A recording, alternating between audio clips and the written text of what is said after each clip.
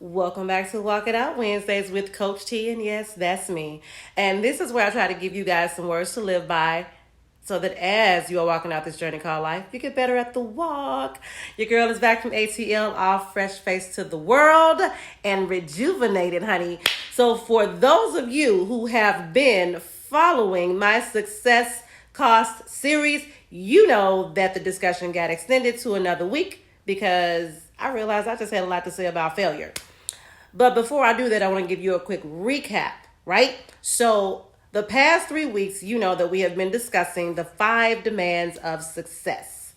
And we kicked it off with a discussion first on the willingness to sacrifice. Then we also talked about the concept of fearlessness. Then we also talked about discipline as a weapon against distraction. And this is where I gave you my 3 keys to being focused.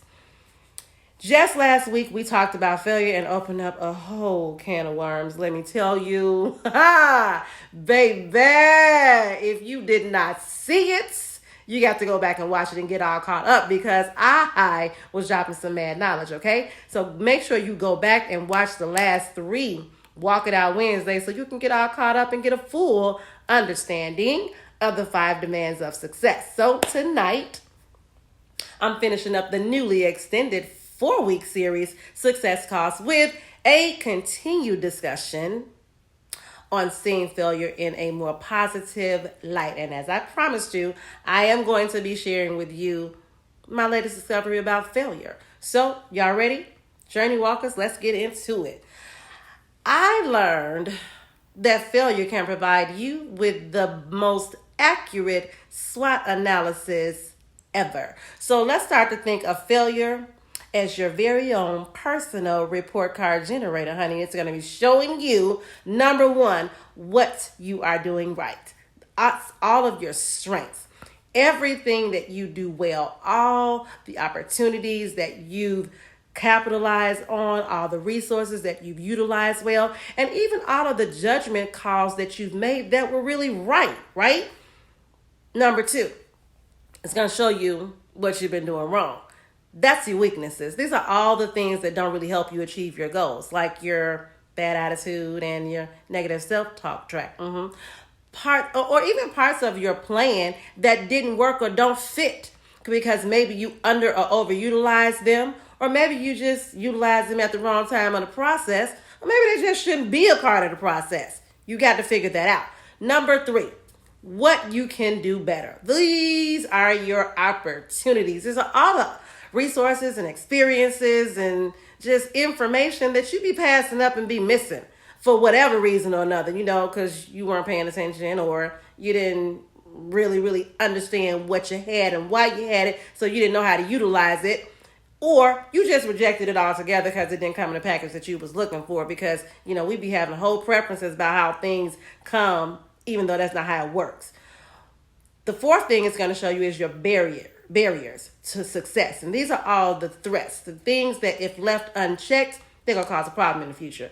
Like how you don't ever listen to nobody and you think you know everything. Yeah, been there, done that, got a t-shirt. I was that way too until I realized I really didn't know what I thought I knew.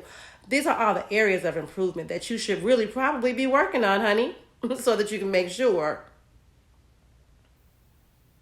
that these problems don't become real issues in the future. The purpose and presence of failure in your life is to alert you, serve notice to you that there's a problem. So what? You can go find a solution. Get everything all cleaned up, because then and only then are you going to be successful. Sometimes with those tries, we take hits, we get wounds, we leave scars. It's okay, because now you've learned what not to do.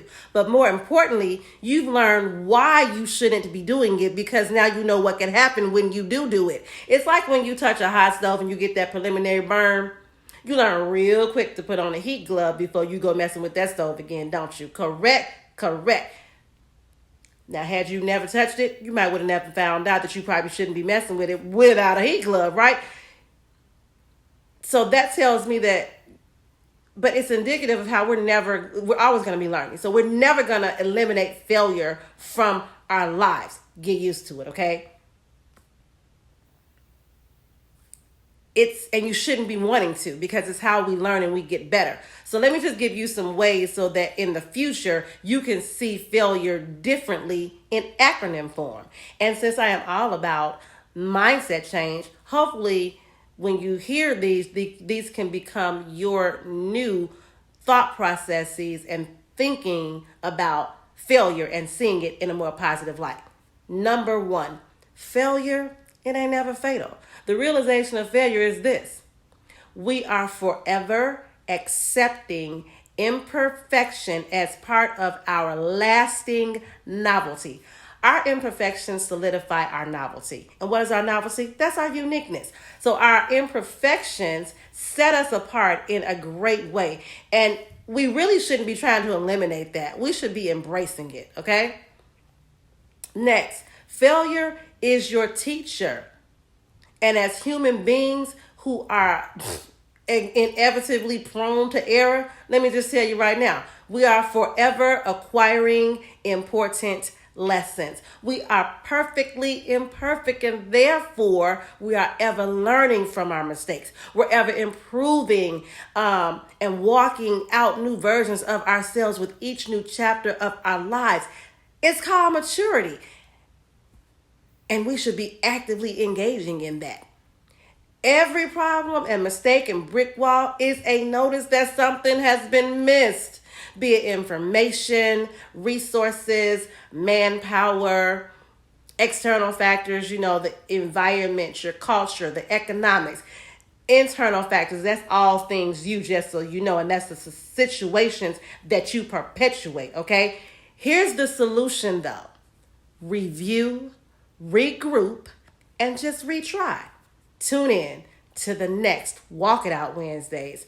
Until the next time, I am the Coach T, and remember to always just be you. See you next week.